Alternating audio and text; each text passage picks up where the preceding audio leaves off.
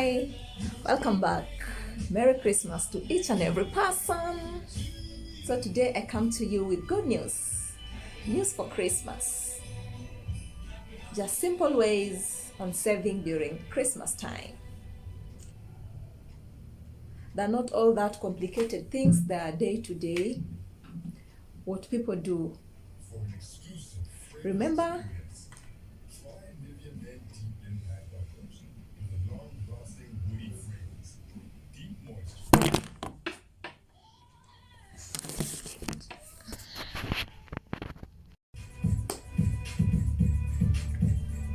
so welcome back.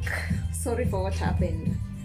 Just understand the things we go through as content creators. Okay, so I was talking about 5 ways on how you can start saving for 2022 Christmas.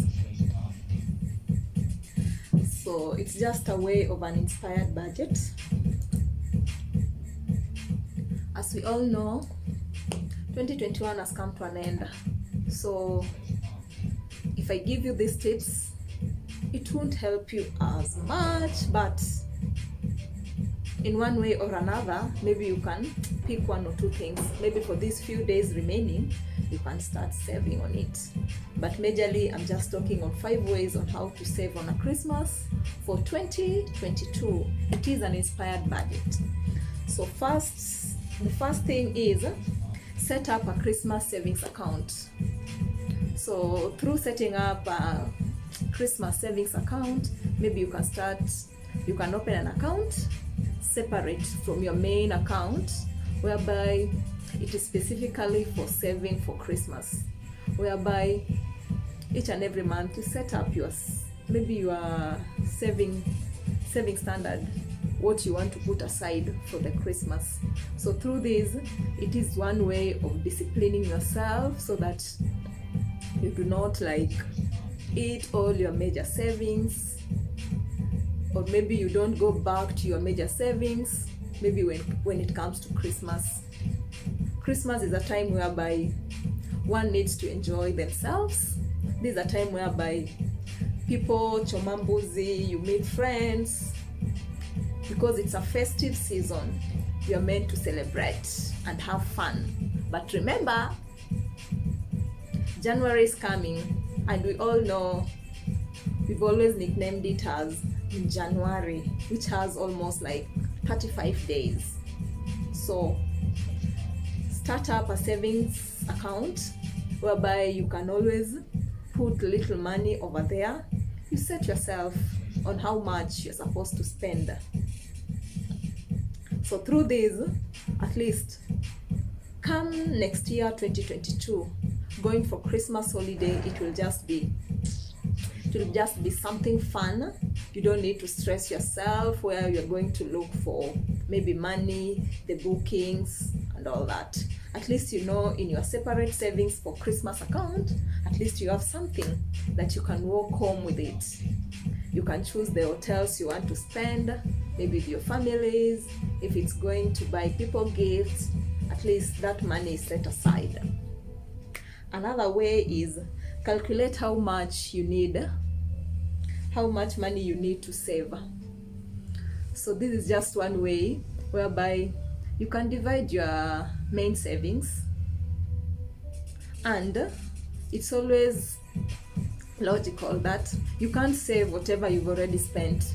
You need to start saving before you even think of spending it. So you calculate how much do you want to spend on a Christmas. You put a budget on it, so that budget is what is going to help you achieve your end goal. So once you calculate how much you want to spend, maybe on catering for friends, on maybe vacation time, there are so many things that one looks up to. So through that, once you've calculated how much you want to spend on the Christmas festive, it will help you on a budget. It will make you work on it on a specific things. So another thing is Another thing is start earning gift cards and cashback for gifts. Start earning gift cards and cashback for gifts. Okay, you start earning gift cards in that, like, as we all know, we have maybe supermarkets that offer the points once you purchase items. So the secret on this is, do not redeem them on each and every purchase that you do, maybe on the supermarket. Accumulate those points so that by the end of the Christmas, maybe during Christmas time, if you want to gift someone with a shopping, you can now redeem those points, go do the shopping, then redeem the points that you've been accumulating for the whole year. So through that, you're not going to use your money. At least you've allocated that, the gift card shop that you are gifting someone through the shopping of it. And you also have like what we have for the Safaricom, you have the bunga points. You can accumulate the bunga points maybe from the beginning of the year. If your main aim maybe to gift someone maybe with a phone, maybe an electronic that is being sold, maybe during that Christmas time is when now you can go redeem maybe your bunga points. So through that, you'll find that maybe, if I'm just giving an example, maybe if you want to buy a phone, you find that you'll buy maybe an expensive phone without even using your savings, even using your money, because you've accumulated all those bunga points. And as you all know, Christmas festive season is a time whereby most companies, they have offers, they have all these things that is going on, that maybe one, you can redeem those bunga points. So it is just one way of just telling you guys, you don't need to use your money. You can accumulate those points, accumulate them till the end. So when it comes to maybe now December, maybe Christmas time, you're like, oh, I have this plot, like I'm going to gift a friend with this. Maybe if it's a phone, you're like, oh, okay, this year I'm not going to spend money on it. I have bunga points with me, so I'll use that maybe to gift a friend. And in return, the friends will be so happy. Somebody will be thinking that, oh my God, how did she do it? How can she just spend all this money? Sorry for that. How can she spend all this money to buy me such an expensive gift? But the secret is with Eve.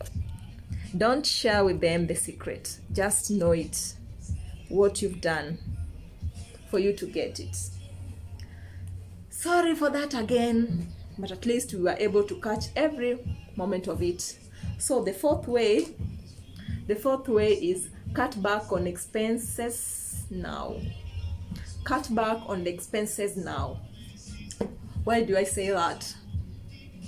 If your aim is to spend on Christmas time, what you don't need, don't buy them. Don't involve yourself in impulse buying, because impulse buying makes us go extra. Like at times you buy something that you're not even going to use it, only for you to reach at home and find that, oh my God, why did I even buy this? I could have even saved that money maybe to do something else. So that's the only way you cut down. You cut back on the expenses now.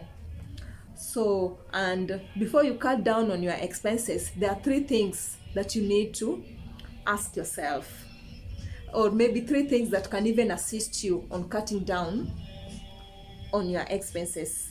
So one of it is print off your last 3 months statement, the bank statement, so that you can just see how your statement is running. If there's anything that you don't need it, maybe you can put aside.